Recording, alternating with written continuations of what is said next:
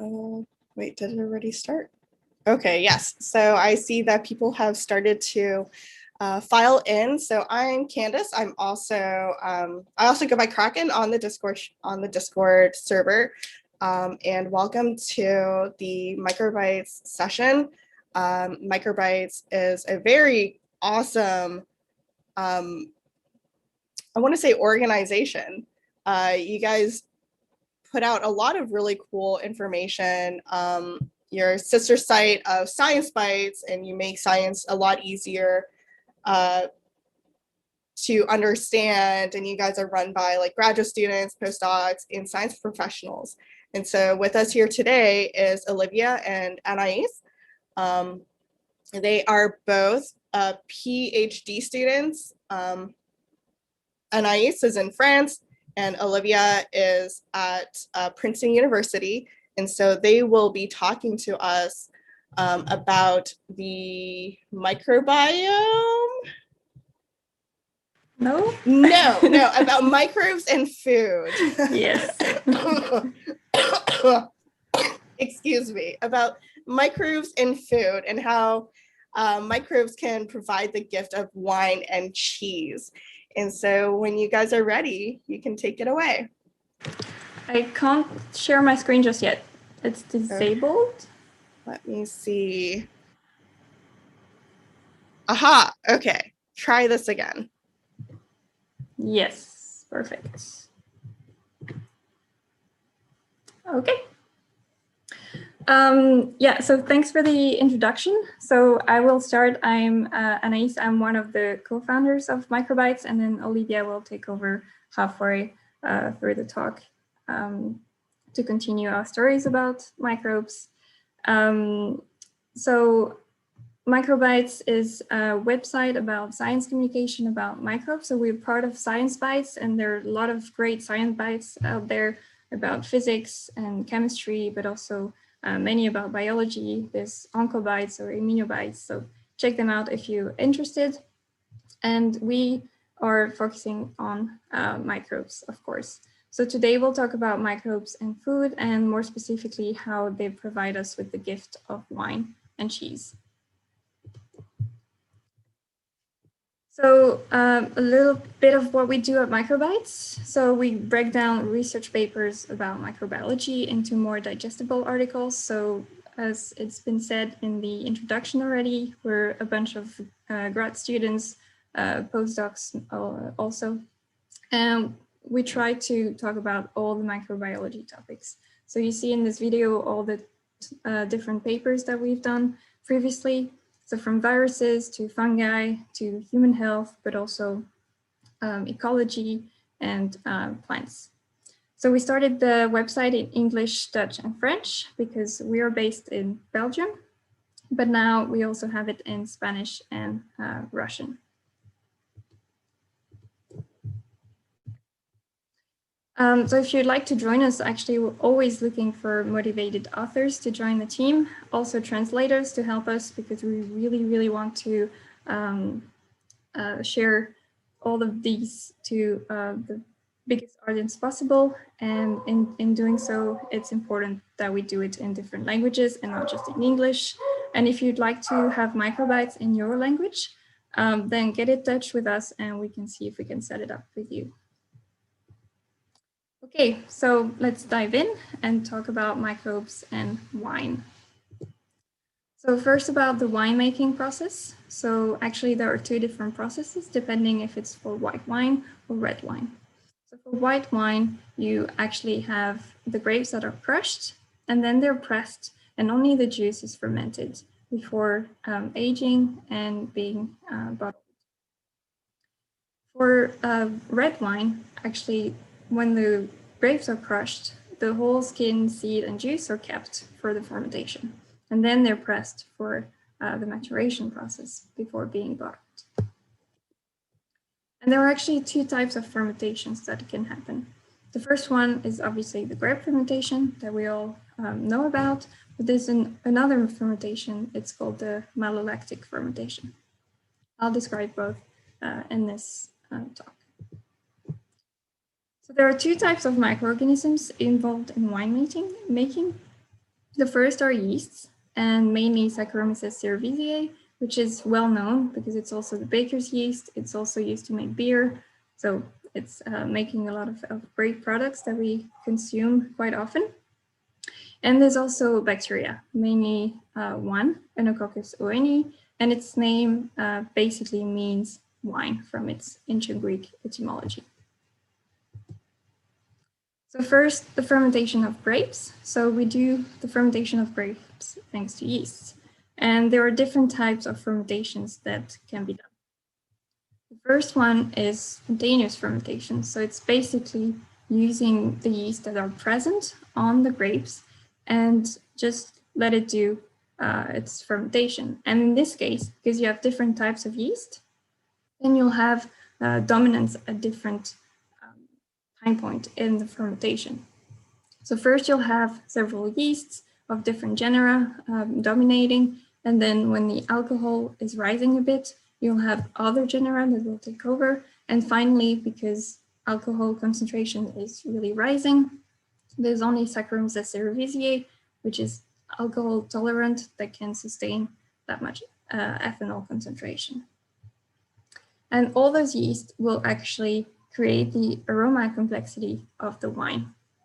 However, you have very low microbiological control because there are so many types of yeast involved and you're not sure what actually is present on the grapes. So the other way of doing this is actually to only use Saccharomyces cerevisiae to have full microbiological control. But of course, you'll lose aroma complexity because we want yeast to convert the grape sugars into ethanol, but they also produce a lot of other metabolites through their metabolism. So basically, they will use the grape sugars and, of course, produce ethanol, but also produce other molecules such as phenols and esters and different types of metabolites that will end up creating the different aromas and flavors of the wine. So a way to circumvent this is to use mixed fermentation. If you use Saccharomyces, but also other yeasts, then you increase the aroma complexity, but still retaining microbiological control.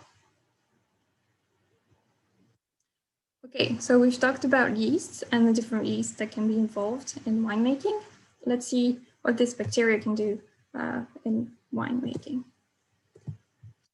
So during aging, for some wines, mainly red wines, but also some white wines like Chardonnay, they can be added one bacteria, so mainly Enococcus oeni, that will use malic acid to produce lactic acid.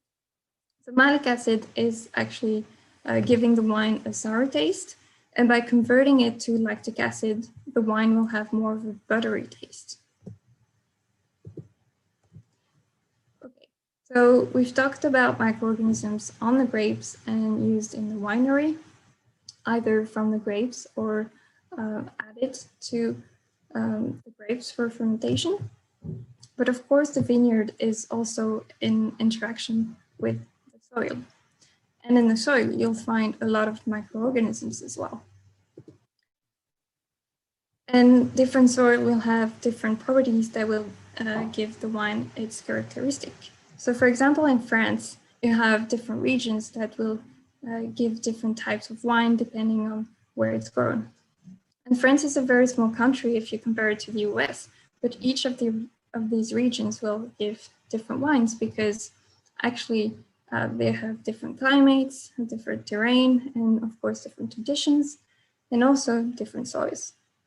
So in this picture, they only talked about the rocks and minerals in the soil and the density, but of course, there's also the soil microbiome. So it's been known for many plants, and it's also been studied for vineyards that microorganisms have an impact on growth and health of plants. So one example of this is this bacteria that is a plant growth promoting genus. And this one can be found in Chardonnay plants. And actually, it's first found in the roots, but then it will also colonize leaves and be able to help the plant to grow.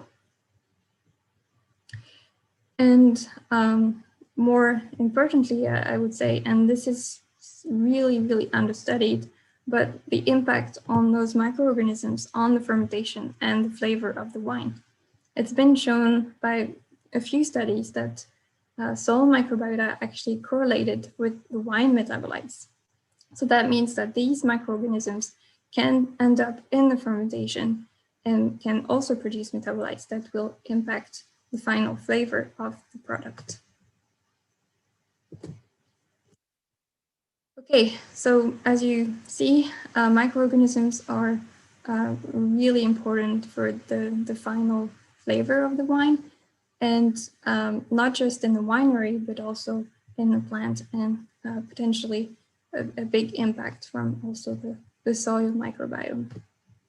And before I wrap up on this wine microorganisms, I would like to briefly talk about climate change, because of course, if the area is warming and drying, the soil microbiota will be affected, and its abundance and diversity, and this will impact the plant growth. So you see this map of the different wine regions in the world with a zoom in the US and in Europe. And if you take the example of Europe, so in this pink purple color, you have all the areas that will lose suitability for growing grapes in the future. And here is Bordeaux. So you have all this Bordeaux region of wine that will soon enough lose suitability. And maybe Bordeaux wine will no longer exist. But you see in blue other regions that will be suitable in the future. So maybe we'll make Bordeaux wine in the north of France, or maybe in the UK as well. So yeah, microorganisms are very important for winemaking. And I hope you liked this presentation. And we'll switch to Olivia. We'll stop sharing my screen. And then she'll talk to you about cheese to complement the wine. Do we want to do questions now for the wine before we switch to cheese, or? We can do it at the end. That's okay, fine. Sounds good. So let me go ahead and share. Okay, so you guys can see the slides okay? Great. So let me just get situated, make sure that's working. Good. Okay, so I'll just quickly reintroduce myself. So hi everyone, my name is Olivia. I am a graduate student at Princeton. And when putting together this talk, we thought what goes well with wine? Well, it's cheese. So I'm gonna tell you all about the role of microbes in the cheese development process. And at the end, I'll talk to you about how scientists now are taking advantage of the knowledge in cheese making to use it to study microbial communities. So first, what is cheese? And so cheese is a fermented milk product, and historically it was a means of preserving milk, but now today is more looked at as a delicacy. And so thousands of years of cheese making has led to diversification of cheese styles and production methods. And then more recently, now we have a detailed technical knowledge of the science behind this process. And so what I hope to convince you is that it's communities of microbes are what transform milk into the different cheeses that we are aware of, or that we know of. And they remain as active participants in the development of the cheese through the aging process, which I'll walk you through. Okay, so let's talk about how cheese is produced. And so in the first step, you start with milk. And milk is transformed into what's called solid curds and liquid whey through what's called a process of coagulation. And so coagulation of the milk protein called casein is what enables the separation of the milk into solid and liquid. And so coagulation is accomplished in parallel in two ways.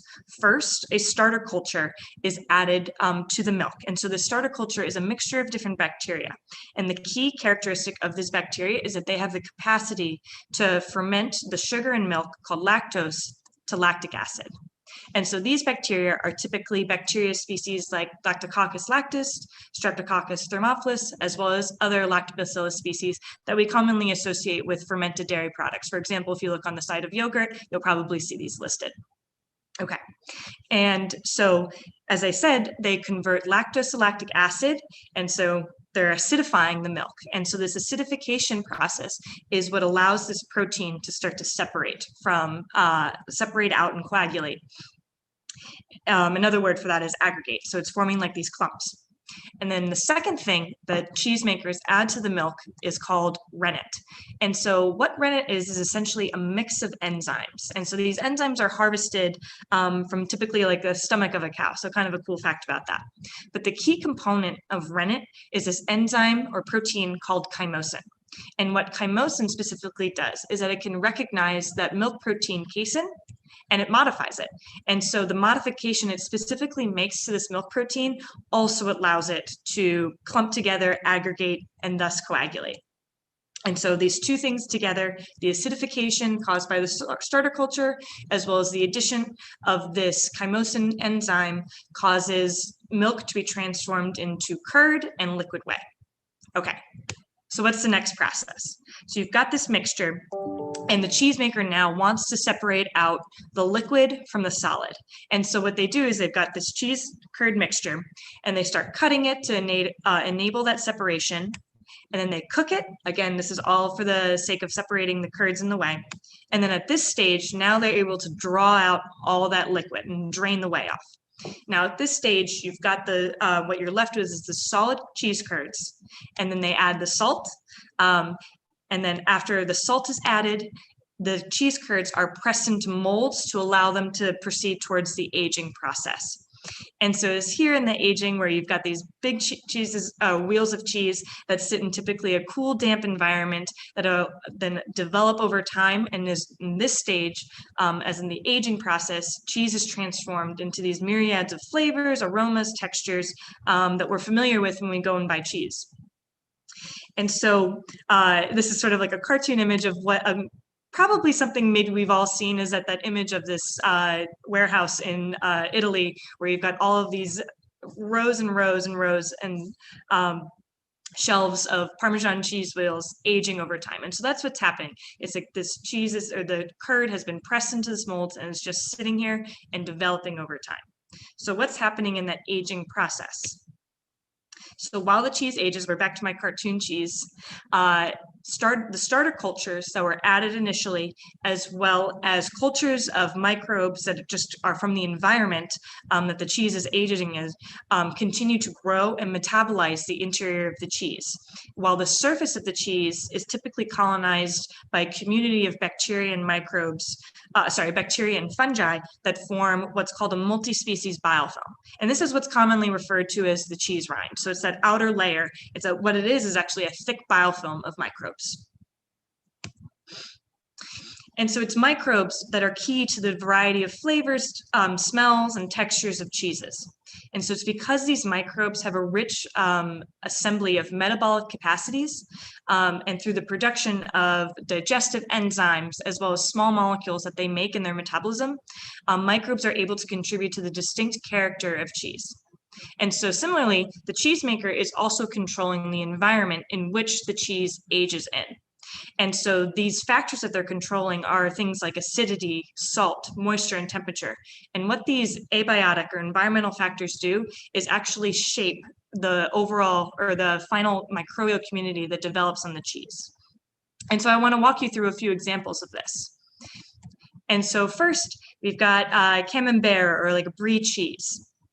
And so what gives this cheese its characteristic gooey texture and that outer rind is the addition of a filamentous fungus called Penicillium camemberti, which is added during that starter culture, so very early on in the cheese making process. And it forms this bloomy rind around the cheese. And so what's interesting about this fungi is that it preferentially grows on the surface of cheese. It likes oxygen, it likes the aerobic environment. And when it's on this surface, it forms a very dense biofilm. And this fungi specifically, it secretes what are called proteases. So they're enzymes that chew up proteins, again, specifically that milk protein casein, and it allows it degrades sort of the structure of the cheese. And so that's how you get that really soft, gooey texture of a brie or a camembert cheese. Another example is blue cheese. And so similar to the brie cheese and the camembert, what gives this cheese this characteristic is also characteristic blue aroma, or blue cheese aroma, as well as blue pigment, is specifically a fungi called Penicillium roqueforti. And so this fungi is cool because it likes to grow in crevices. It doesn't necessarily like to grow on the surface or interior. It likes the crevices, sort of like that in between. So the cheesemaker in the aging process creates these crevices manually. And then it inoculates during that starter culture phase with this fungi. And so when this fungi starts growing in those crevices, it's breaking down the fat in the cheese. And when it breaks down the fat into these basic components, those molecules are what create the blue cheese aroma. And then similarly, this fungi is actually secreting a blue pigment when it sporulates or is reproducing. So that blue pigment is from fungi sporulation. Okay, stinky cheeses. So stinky cheeses are facilitated, how they're made is by the cheesemaker washes the outer rind with this salty solution, watery solution during the aging process. And when it does this, it creates a moist, salty environment for certain species of fungi and bacteria, such as bee linens, to thrive. And so this specific bacteria metabolizes, again, those milk proteins to volatile compounds that are very smelly, like sulfur compounds. And that's what gives this cheese its very characteristic stinky aroma. And then the final example I'll talk about is Swiss cheese. And so characteristic of Swiss cheese is the big gaping holes in the interior of the cheese. And so this is caused by a specific bacteria called, can I pronounce this? P. Freudenreichi. That was my best guess at that. And so this bacteria, unlike the fungi that likes the surface, it likes to grow specifically in the interior of the cheese. It likes the anaerobic, no oxygen environment. And so when it does this, it starts also fermenting that lactic acid that's present from the starter cultures. And when it ferments the lactic acid, it produces specifically carbon dioxide. And so the carbon dioxide is what forms those big bubbles or holes in the interior of the cheese. Okay. So hopefully at this point I've convinced you that microbes are really key to all processes during the cheese making, or all stages of cheese making process, starting from the initial milk, which also contains microbes, to the specific addition of starter cultures, some with the intention of, some starter cultures are specific to the outcome of what the cheesemaker wants to make. And then when you have those curds and you add salt, salt itself is not sterile. And so there's microbes being added in there as well.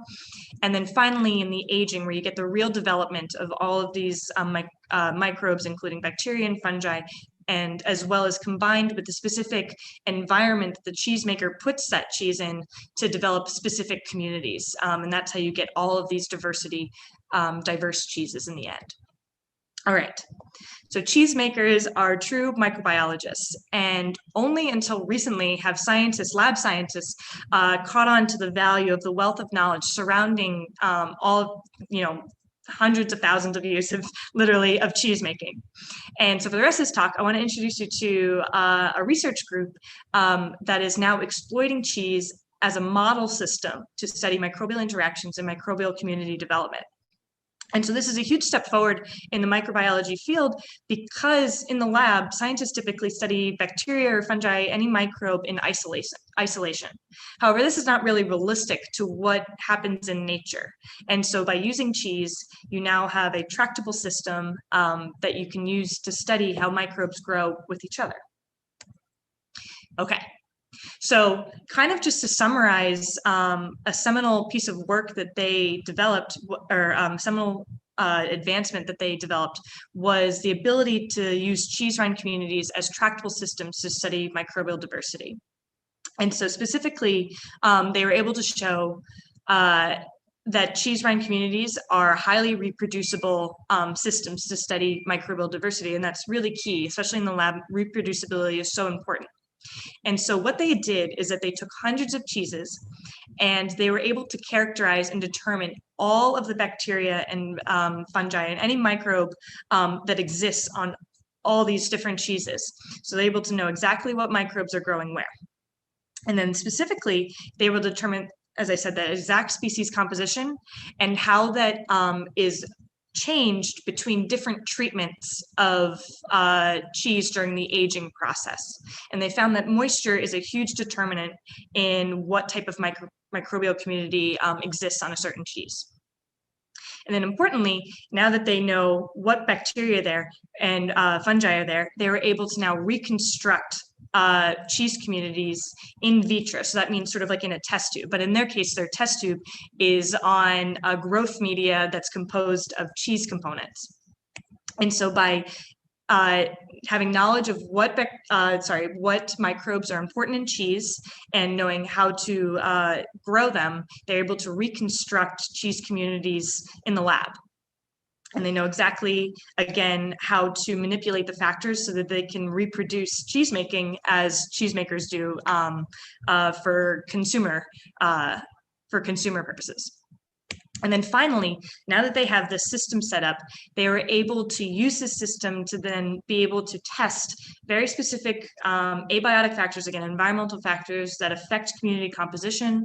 They were able to do study two microbes in isolation and understand how they interact. And they're also able to study community succession over time. For example, if one type of microbe dominates early in the cheesing process, they could see how that changes and how it does not dominate by the end of the cheese making process. So they're able to do all of these things, which we weren't able to do before, just by taking advantage of these cheese communities.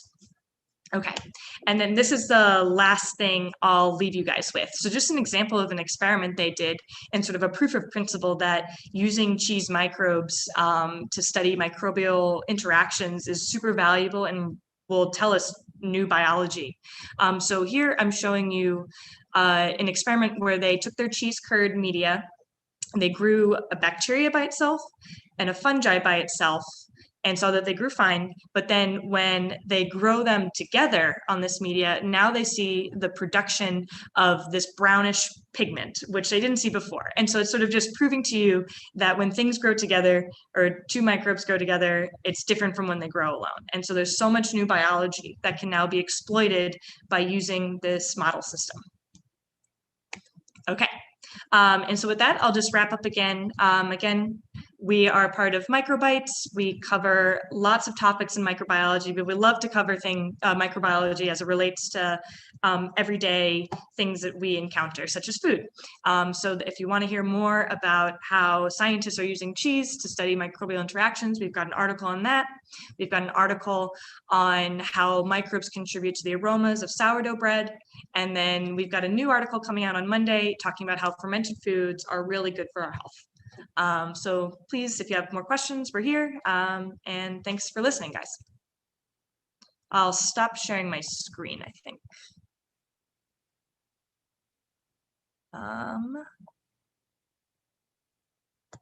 Here we go.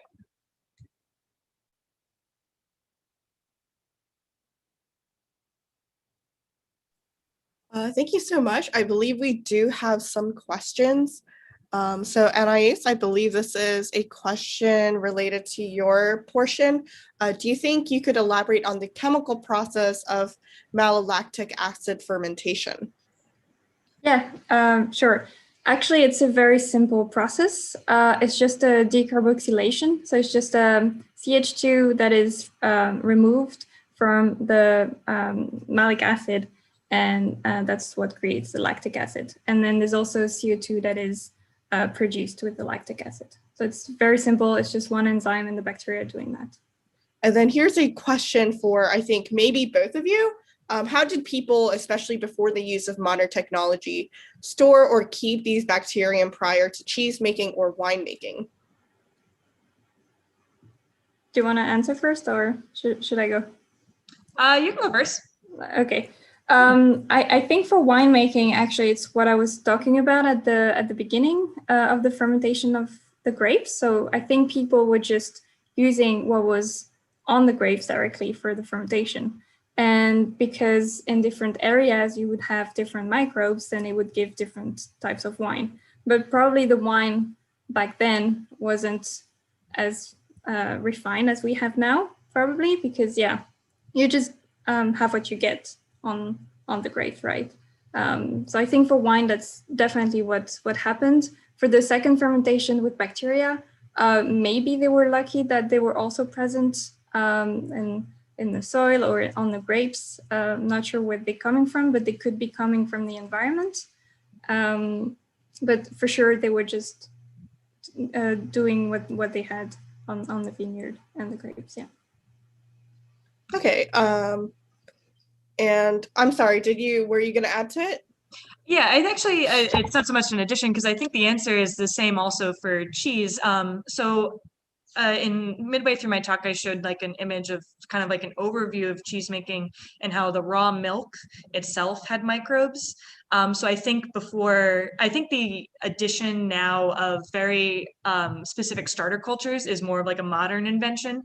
And before it was like what was actually in the raw milk. Because nowadays you can use raw milk or it's commonly pasteurized. So that means it's sterilized and they can add their specific microbes, but before it was like whatever's in that milk, that's what's doing the job. So it wasn't so much of a storage, it was like what's already there. Yeah. Okay, so and related to that, is it possible to generate new combinations of cheese or wine by genetically engineering the bacteria used to make it? Or like, has this ever been done to your knowledge? Could this be used to increase the nutritional content, such as in golden rice? Yeah, that's a really good question. Short answer is I don't know of any examples of someone kind of inventing like a new cheese by genetic engineering. I mean, just in terms of like a lab setting, I don't think so. But maybe sort of as a actual cheesemaker, that's what cheesemakers are microbiologists experimenting all of the time with different combinations of environmental factors and starting cultures or starter cultures. So I think it's kind of done all the time, but in perhaps not necessarily like a deliberate, like scientists in lab going, I'm going to add this bacteria and it's going to do this. Now, in terms of nutritional content, that I definitely don't know the answer to, but that's really interesting and something that could be considered given the amount of technology and knowledge around this process now. Yeah, great question. Yeah, I'll say the same. I'm not sure for winemaking. I've seen some studies. I haven't read them, but I've seen some studies on, for example, the bacteria that they use for the malolactic fermentation, where they actually engineered the strains to make it a bit like to improve it a little bit.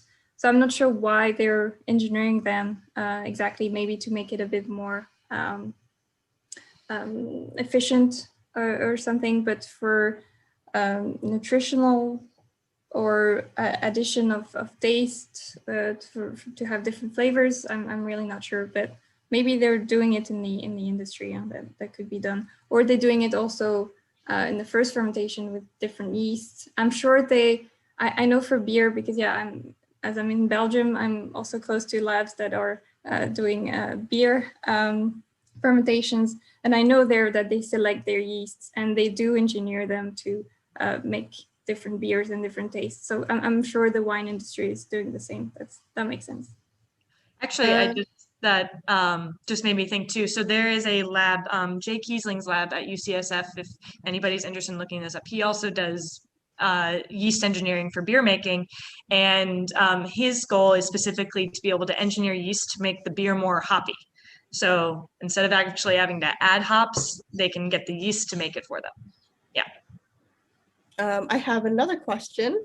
How did you get into these fields? I can go first. So maybe just a little bit more about me. So I don't specifically study cheese, although I love it. My group, we study how bacteria coordinate group behavior. So it's still like microbial interactions and microbial communities, but how they sort of change their behaviors depending on how many numbers are around them. And so how I got interested in microbiology is just undergraduate courses, taking genetics and microbiology and just loving that. And I've always been fascinated by how important microbes are in sort of every aspect of our health and well-being. And just really, they're just really cool. And, you know, we think of bacteria as these super primitive like organisms, but in reality, they're so complicated and there's so much to learn about them. Yeah. Yeah, for me, so I'm a PhD student working on gut microbiome, and I also study interactions. So I'm building a community and trying to study interactions between the different bacteria of my community. Those bacteria come from the gut.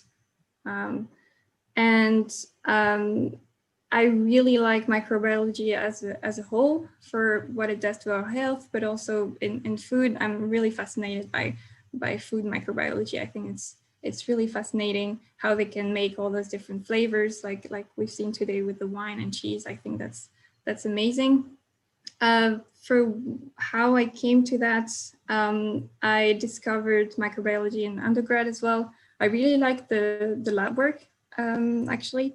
And for microbiome, I got interested into it because, yeah, it's quite a hot topic right now. And when I was reading about it as an undergrad, I was like, oh, that sounds really, really cool. And I'm sure we can do a lot with it because not a lot is known about it just yet. So I got fascinated by this topic. But actually, yeah, the whole of microbiology is truly fascinating. And like Olivia said, we always think about them as primitive, but they actually have really complex behaviors and communities and how they interact with each other and with us as a host. And we always think of them also as pathogen, but without them, we wouldn't be here today because they're living with us. So it's a truly fascinating topic to work on. All right, and so going backwards, I missed a question. During the winemaking process, why doesn't the fermentation continue towards acetic acid production?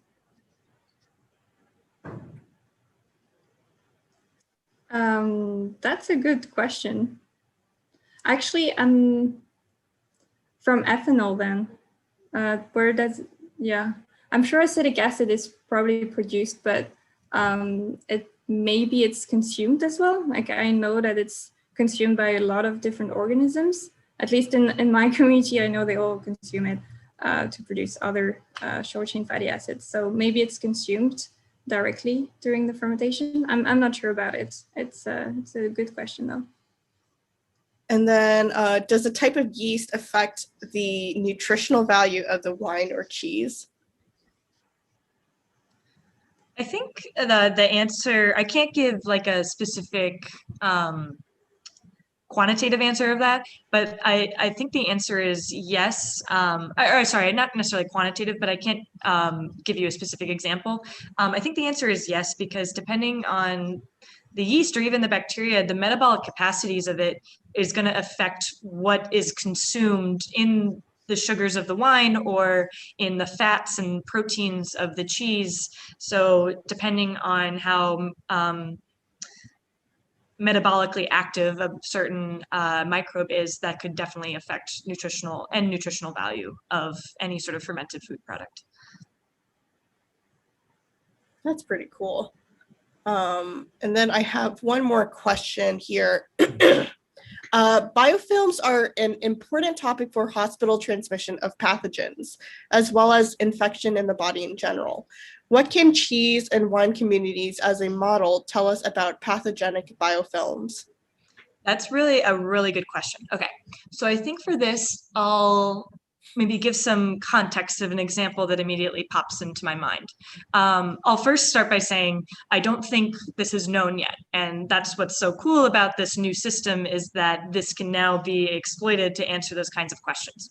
But here's what how I'm thinking about this question. So, for example, you in this question mentioned hospital transmission of pathogens. So the bacteria that pops into my mind is Pseudomonas aeruginosa, and so that bacteria forms and infects the lungs and forms very thick biofilms. But so in the lab, we study Pseudomonas on its own as sort of like the theme of what I was saying. And we know it forms biofilms well.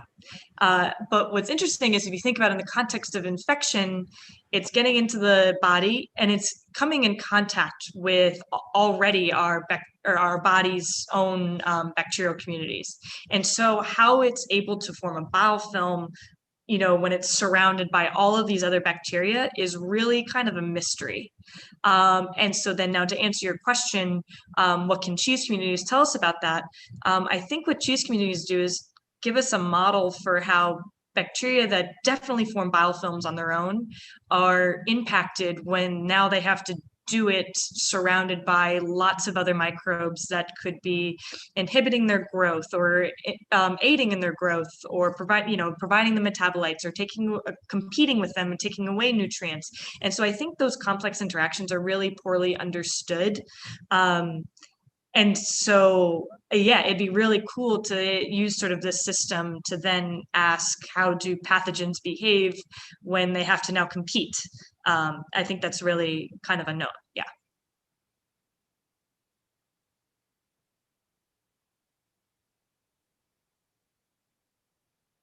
Oh, I think you're on mute. I was muted, thank you. So for cell culture, we usually have to try to keep things in like a sterile environment. So like for a community, like a bacterium community like this, how do you really culture it to where you know that you have the community that you want? Yeah, that's also a good question. So I think what's really cool about, I showed you a little bit of data and work from this one group. And so they're able to show that they could actually get exactly the community that they want by setting very specific environmental factors. For example, again, that salt, pH, acid, or pH and acid are the same thing, moisture, by keeping moisture consistent, by keeping all these environmental factors consistent, and then also keeping it consistent what you start the culture, like inoculate the culture with. They could then say, okay, if we do all of these things, we will get this community in the end. And that's like sort of like the power of it. It's all about just controlling those factors, and it seems extremely reproducible. Yeah. Okay, I don't believe we have any more questions at this time. Is there anything else you'd like to add before I close out the session? Well, thanks for inviting us. It was great, and I hope that we convinced you that microbes are really, really awesome, because they are. Kind of just to reiterate, yep, thank you so much for having us. Great to talk to you guys. Let us know if you have more questions. Thank you so much for spending your time with us. And for all of our attendees, we do have another session coming up in 15 minutes. And so thank you guys so much for being here with us today. Thank you, it was great. Thank you.